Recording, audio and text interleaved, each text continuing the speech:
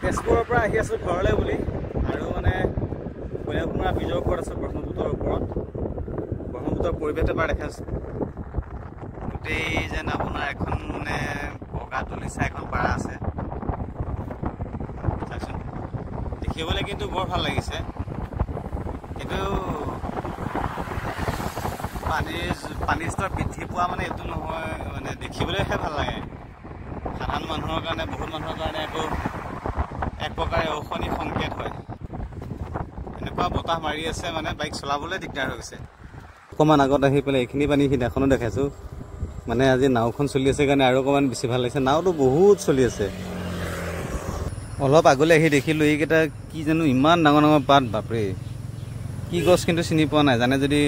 ক'বচোন বহুত দূৰ একেৰাহে বাইক চলাই পেলাই মানে গা চা জঠৰ হৈ গৈছে সেইকাৰণে অলপমান খোজকাঢ়ি দিছোঁ আৰু ওপৰৰ পৰা পথাৰখন চাওক কি সুন্দৰ লাগিছে খুব ভাল লাগে দেখিবলৈ এইকেইটা দিনৰ এইটোৱে সৌন্দৰ্য আৰু এইকেইটা দিনত এই পাহাৰবোৰ মানে একদম চাবলগীয়া হয় বহুত বেছি ভাল লাগে যেতিয়া ডাৱৰে খুন্দিয়াই থাকে যে দেখি খুব বেছি ভাল লাগে মানে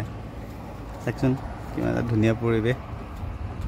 সেইকাৰণে মোৰ এই বৰষুণৰ দিনকেইটা এইকাৰণে ভাল লাগে প্ৰাকৃতিক কিছুমান সুন্দৰতা ঘৰ আহি পালোঁ